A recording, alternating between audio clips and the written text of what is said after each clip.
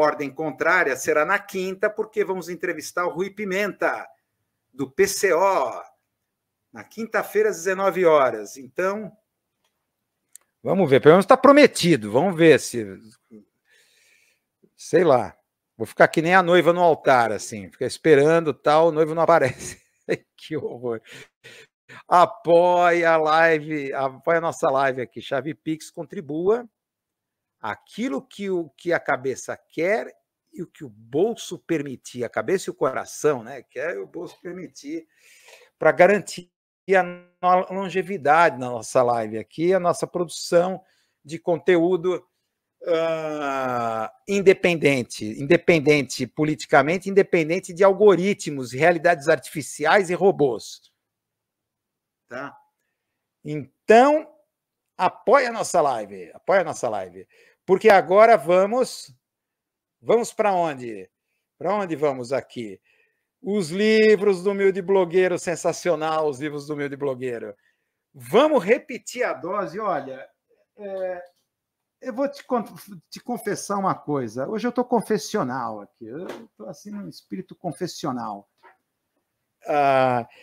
Esse livro, vamos falar de novo desse livro, Despertar de Tudo. A gente já falou na live retrasada do David Graeber e o David Wengrow. Tá? O David Graeber, que é antropólogo, e o David Wengrow, que é arqueólogo. Tá? Esse livro está me impactando de uma maneira assim, como livros assim que sabe, aquela coisa que muda o paradigma. Teve alguns livros assim, como, por exemplo, quando entrei na faculdade, de um marxista argentino, Leôncio Basbaum, que é Alienação e Humanismo. Aquele livro mudou, deu uma guinada. Assim, em relação a descobrir o marxismo, aí, a partir daquele livro do Leôncio Basbaum.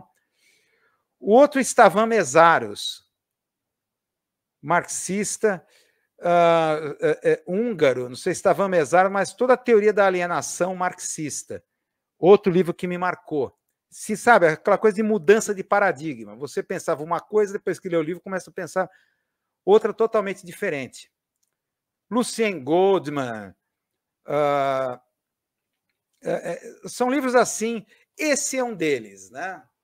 Aqui, aos 62 anos, esse humilde blogueiro descobre que tem livro que ainda continua. Esse livro, assim, fazendo uma síntese rápida do que a gente já tinha conversado, para quem está vendo pela primeira vez, esse livro aqui que a gente já falou, os dois eles vão colocar em questão a discussão da desigualdade. Por que há desigualdade? Então vão atrás ali de Hobbes e Rousseau. Os dois paradigmas, né? Hobbes, porque o ser humano é o lobo de si mesmo. Então, o ser humano precisa do Estado Leviatã para evitar que a sociedade volte à natureza. Quer dizer, fazer uma simplificação grosseira aqui, tá? Enquanto Rousseau fala de um estado selvagem, um bom selvagem, uma era dourada, que a sociedade corrompeu. Essa narrativa russoniana permeia a antropologia e a arqueologia, que aí é a parte sensacional do livro, de que você tem esse bom selvagem, que seriam os caçadores e coletadores, forrageadores, né, como se fala. O cara vive da coleta e da caça. Aí teve, de repente, a Revolução Agrícola. Tá? Por que houve a Revolução Agrícola? Porque caçar, coletar, cansa, arrisca a vida. Então, há um crescimento populacional, mais bocas para alimentar, então é necessária a agricultura, que a agricultura vai de forma intensiva. Então, o mal começa aí. Aí surge a desigualdade, porque envolve a tecnologia, uns dominam a tecnologia e outros não. Aí ocorre a desigualdade, tá? E sem falar a propriedade privada, da terra e essa coisa toda. Então, abandonamos, o homem foi expulso do paraíso. No fundo, é uma narrativa bíblica, no fundo. Mas eles vão pegar os últimos descobertas arqueológicas e antropológicas e vão inverter isso. Na verdade, a questão não é porque existe a desigualdade. Está mal formulada. A questão é porque paramos na desigualdade. Por quê? Porque a desigualdade, mesmo lá nas sociedades neolíticas, lá os caçadores, os caras que coletavam, simplesmente pegavam da natureza, tal, já havia desigualdade, não era uma era dourada, mas só que era um outro tipo de sociedade, uma sociedade sazonal. Uma sociedade sazonal, que é o conceito interessante. Essa sazonalidade significa que ela vivia um fluxo, era orgânica. Então, ela era sazonal em relação às necessidades daquela sociedade em relação às intempéries, às estações do ano. Então, no momento de caçar, o verão, coletar e caçar, a sociedade se estratificava. Quem comandava, quem mandava, os submissos, guerra, escravos, aí essa coisa, tá, os capturados na guerra que viravam escravos, etc. Só que aí mudava, de repente, do nada. A sociedade virava comunitária. Então, no inverno, todos unidos, juntos, ali desapareciam as desigualdades. A sociedade se invertia do nada. Tipo uma chavinha. É uma coisa louca, porque eles vão falar que a questão é, então, em que ponto que foi estancado na desigualdade? Em que ponto esse imaginário sazonal de fluxo, que ainda sobrevive, por exemplo, a gente até comentou Halloween, Carnaval, que é essas festividades de inversão, pobre vira rico, rico vira pobre, pobre vira mulher, mulher vira homem, Halloween, morto vira vivo, vivo se finge de morto, aquela coisa toda, se fantasia, tal. As festividades de inversões que são... Então, a questão é em que ponto? Tá?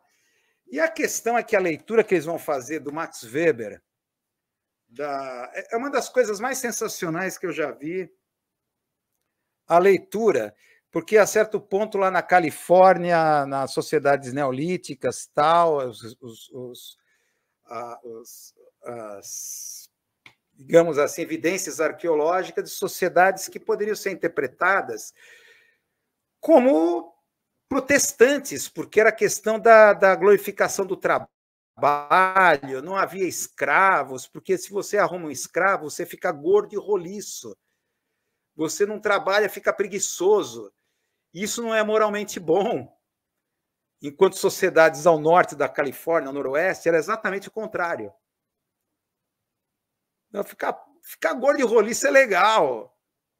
Trabalho por mim e tal. Então, ele fala aqui, me permitam ler essa passagem, aqui. Onde é que fala? Onde é que está aqui? Eita. Não, está aqui, desculpa. Está aqui. Não está aqui? Não é possível que eu perdi. Onde é que está? Você dá. Onde é que está? Onde está? Que fala aqui de Max Weber. Pô, não é possível que eu perdi. Isso aqui não é aqui? Eita, meu. Como é que eu perdi isso? Onde é que está, meu? Está aqui. Da ética protestante e o espírito do capitalismo. Aqui a gente poderia fazer uma analogia do que ocorria ali no Neolítico na Califórnia, só que o problema é que o Max Weber, é importante entender a comparação. Tal. O ensaio de Max Weber, que todo mundo já leu, né? Quem fez ciências sociais, ciências políticas, Weber estava tentando responder a uma pergunta muito específica: por que o capitalismo surgiu na Europa Ocidental e não em outro lugar? O capitalismo, conforme ele o definiu, era uma espécie de imperativo moral. O capitalismo surge na Europa Ocidental porque era um imperativo moral. Tá? Ao passo que em quase todo o planeta Sem dúvida, na China, na Índia, no mundo islâmico, havia comércio, mercadores ricos e pessoas que podiam ser corretamente definidas como capitalistas.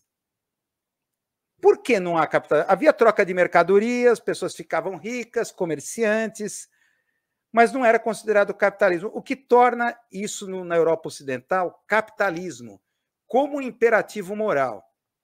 Tá? Mas, em qualquer lugar, todo aquele que tivesse adquirido uma grande fortuna, em algum momento, daria um basta nesse ciclo de acumulação. Ou seja, nesses lugares, China, o Oriente Médio, os grandes mercadores ficavam ricos, mas ficavam ricos até um certo ponto, em que em algum momento daria um basta nesse ciclo de acumulação.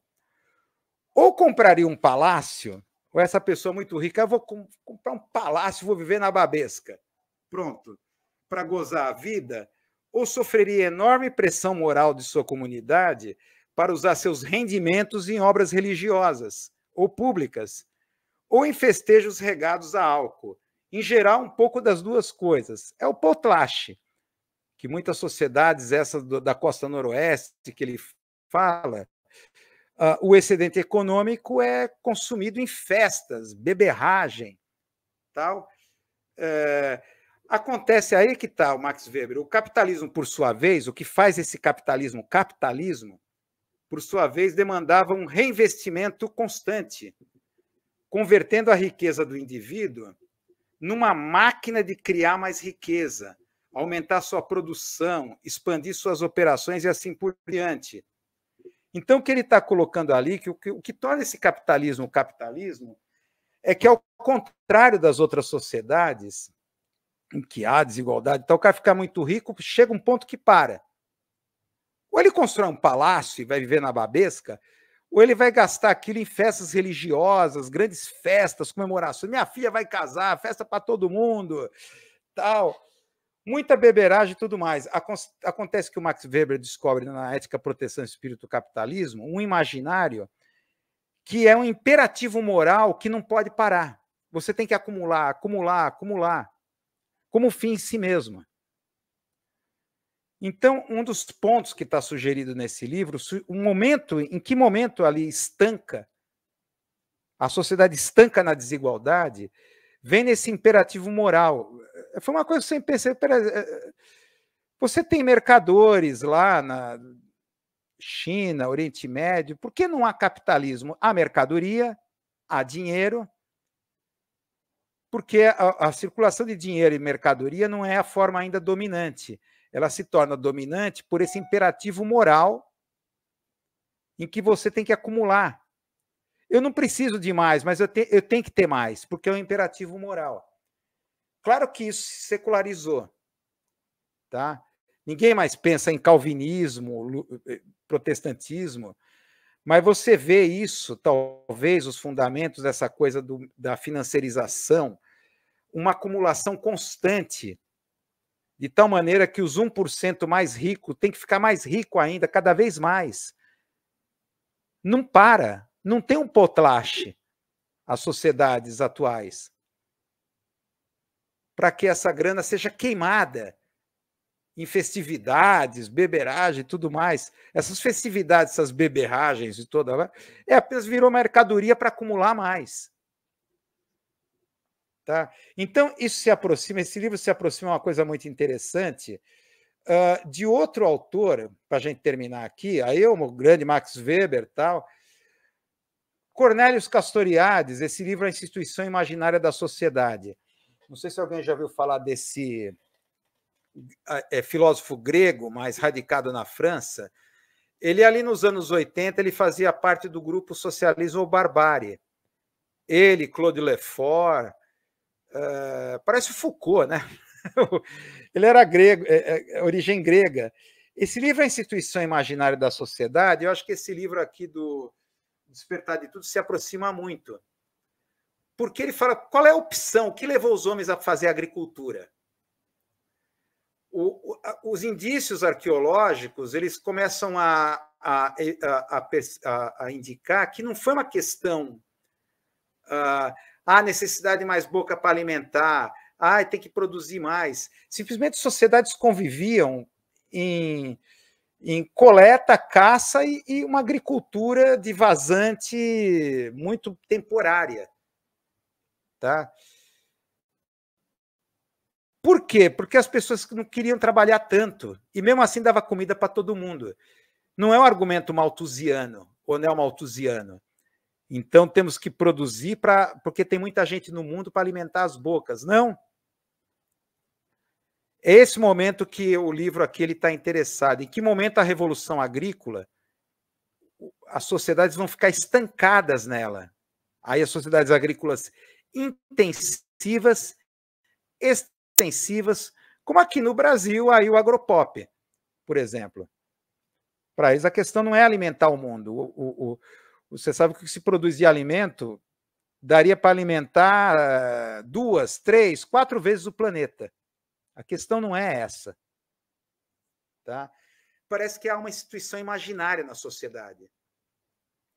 Assim como por que de repente surgiu o capitalismo aqui na Europa Ocidental com esse imperativo moral de acumular ao infinito? Acumular sem parar. Isso se transforma numa empresa familiar, em sociedade anônima e assim por diante, mas não pode parar de acumular. O que resulta em desigualdade, luta de classes, concentração de riqueza. Mas é um imperativo moral. Então, uma coisa que parece aí defender a questão da autonomia, que, na verdade, o imaginário ele está completamente autônomo em relação à economia, aos imperativos tecnológicos, populacionais. Na verdade, é o imaginário que determina a instituição das sociedades. Tá? Papo cabeça, né? Papo cabeça, mas esse livro aqui é interessante. Eu recomendo. É um daqueles livros que muda totalmente o paradigma. Recomendo esse livro, Despertar de Tudo. É um daqueles livros raros que você é como se você, sei lá. Ai, meu Deus do céu. Ainda bem que a produção não está aqui, meu. É como perder a virgindade, assim, perdeu a virgindade, pronto, seu mundo mudou, seus pontos de vista mudaram. Que observação misógina, humilde blogueiro. Toma a tua linha e vai para a crítica midiática. Que é isso, humilde blogueiro? Que misoginia. Nossa Senhora. Mas vamos aqui à crítica midiática. Vamos aqui. Vamos. Claro, a gente vai aqui investigar, vamos